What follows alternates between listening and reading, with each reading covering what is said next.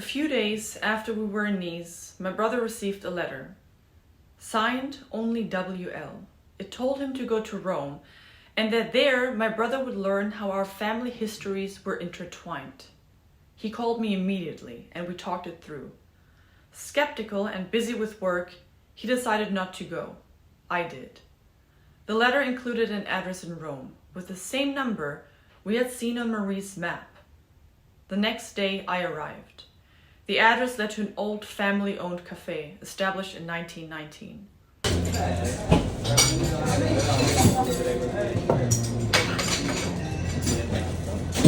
I waited nearly an hour. Finally, I asked the barista if anything had been left there for a German person. Was something left here for somebody, for a German girl or some woman maybe? German girl? Yeah? One moment. Okay. Just checking.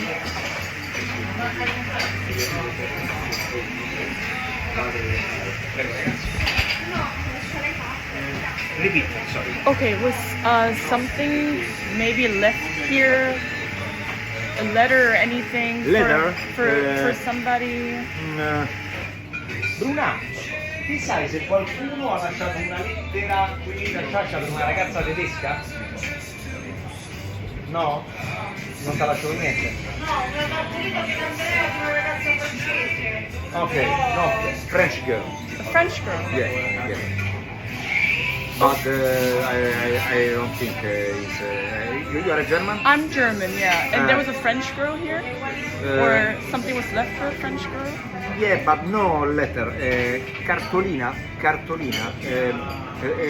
paper, photo, paper photo. Oh. In Italy it's cartolina, I don't know the name in English. Okay. But no.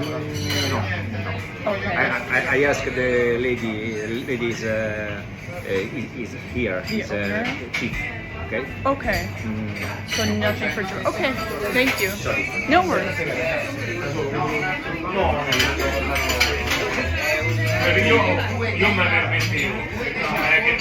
So something's left here for a French woman. Cartolina? Well, I have it on camera. I will see. I will try to translate the photo.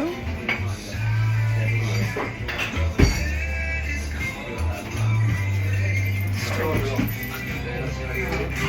He said no. Only a postcard for a French woman, which had already been picked up. It felt strange. I had just been in France, and Marie seemed to have important documents. I didn't think that she had taken it, but what a coincidence that a French woman took it. Maybe someone else was involved, because when I went back inside to ask about the postcard, suddenly no one understood me anymore. So I'm back. Excuse me? I just have a question. So the thing that was dropped off for the French woman, when was it dropped off? Do you know?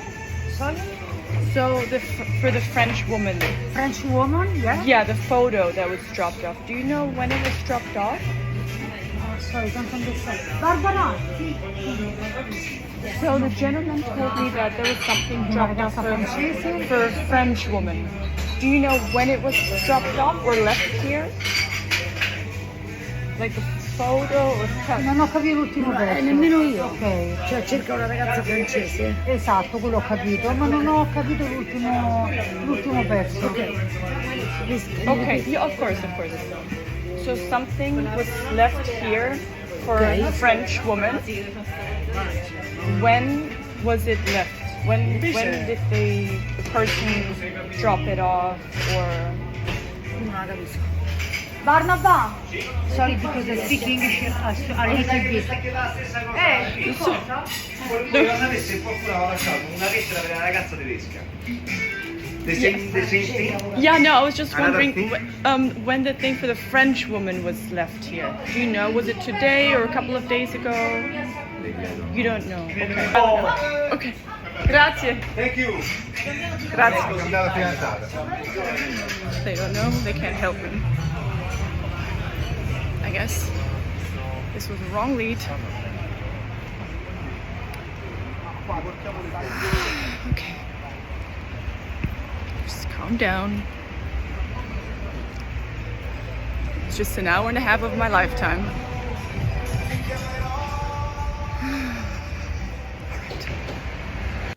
I left the cafe feeling unsettled and out of place.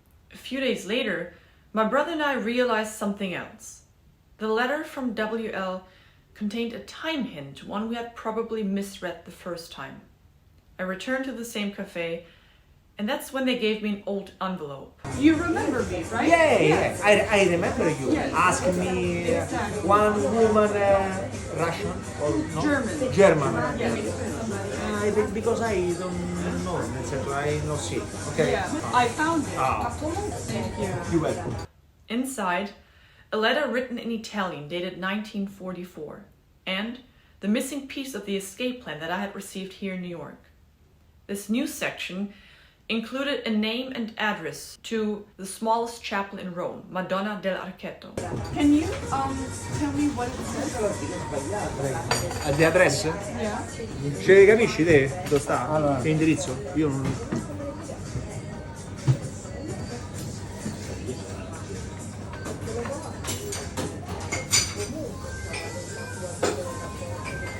Is it Rome? Or somewhere else? Just a moment, please. No, non capisco questo. No, perché manco io. Come vedi questo? Ebe? Giubbino. Zubbino, Zubbino, Però non so se è una S, Zubbine. Giubbino. Vedi un po' se tu leggi qua, per favore. Buonasera. Caffè normale, vero? Ok. Questo sarebbe la via. That's the letter that they gave me. Due cappucci freddi, mi basta per voi. Questa è la via. Via Via. Serra o Serra Magno? Sera a Magno. Serra Magno. Via Serra Magno. Sera a Magno.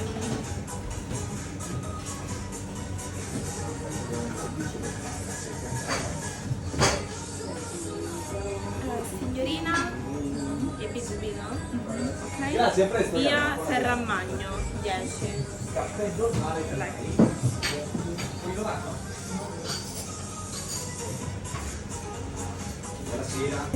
Tutto mio.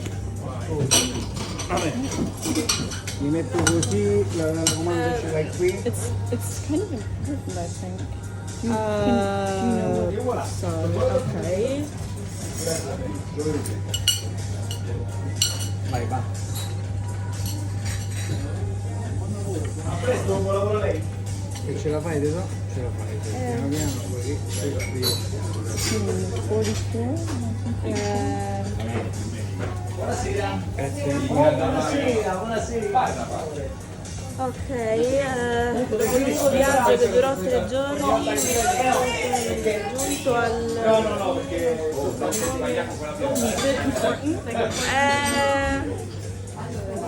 maybe yes, it's in Italian, right? And the calligraphy is so difficult, yeah. But trovare un futuro con un gran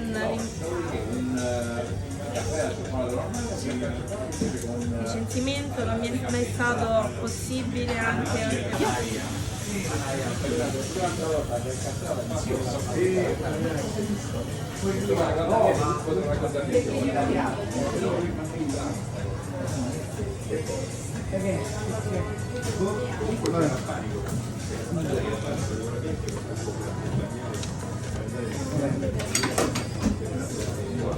Buonasera.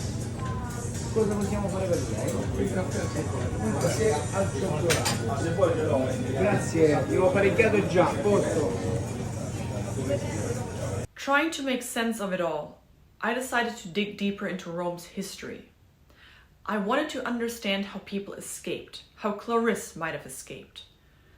I met with a historian and booked a tour of the Passetto di Borgo, an 800-meter elevated corridor connecting the Vatican to Castel Sant'Angelo.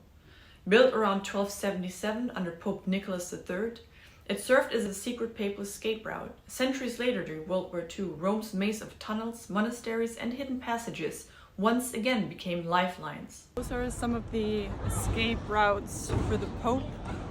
Behind me is the Vatican, and I just asked the tour guide how those were connected to World War II, specifically after World War II, and he did say that they were used to help people escape, not just the Pope. Jews, resistance members, political prisoners, and other minorities were hunted by the fascists and Nazis. Some networks later helped Nazi fugitives escape, but others did the opposite. They protected the persecuted. One of these was dell'Archetto, founded in Genoa in 1939. dell'Archetto operated legally until Italy's armistice in September 1943, funded largely through Paris by international Jewish organizations. After it was declared illegal, its members continued underground, often working with Catholic clergy, priests, monks, and nuns, risking everything to save lives. Quietly behind closed doors, help was given, letters were passed, money moved, people disappeared into safety. Walking those ancient walls, I realized these stones had sheltered far more than popes fleeing armies. They had protected ordinary people during extraordinary danger.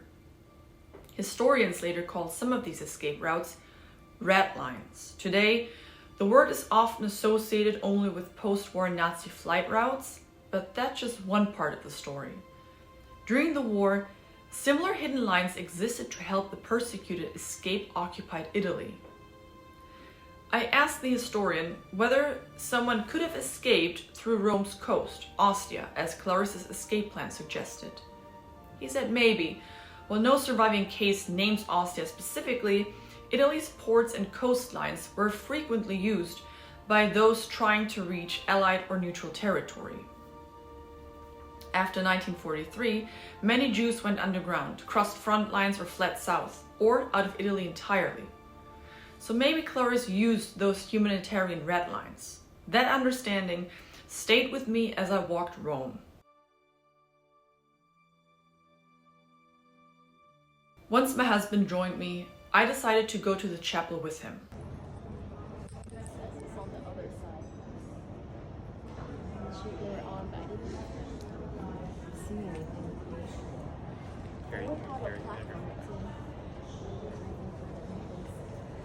Okay.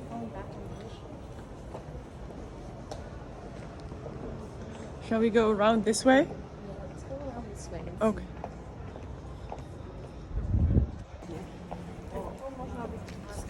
Można kupić dużą. So are we turning right again? Yeah, okay.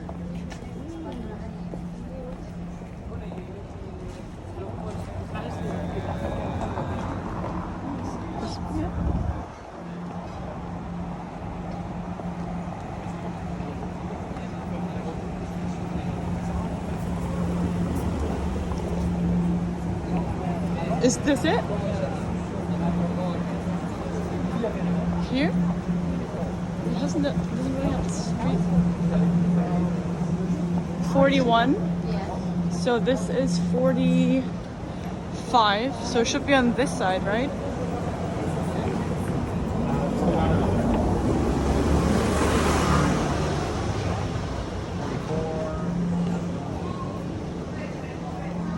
Oh, here.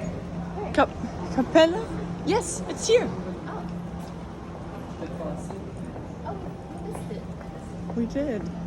Down here. In this alley.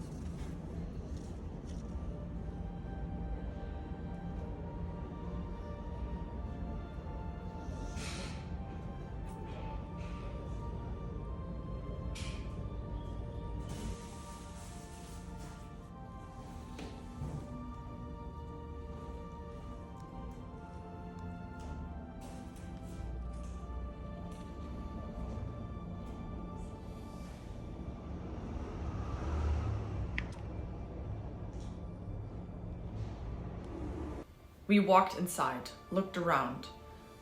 I spoke to someone who initially seemed open and willing to talk. When he asked why I was so interested in the chapel's history, I showed him the paper with the address on. He looked at it, handed me a small leaflet, and said something like Ora Sai, which would mean now you know, and then he left. He wasn't unfriendly, he just suddenly in hurry and never returned. I still don't know why he left so quickly, or who the leaflet was really meant for, me or my brother. We believe we overlooked something in Rome, and now my brother and I are thinking about going back.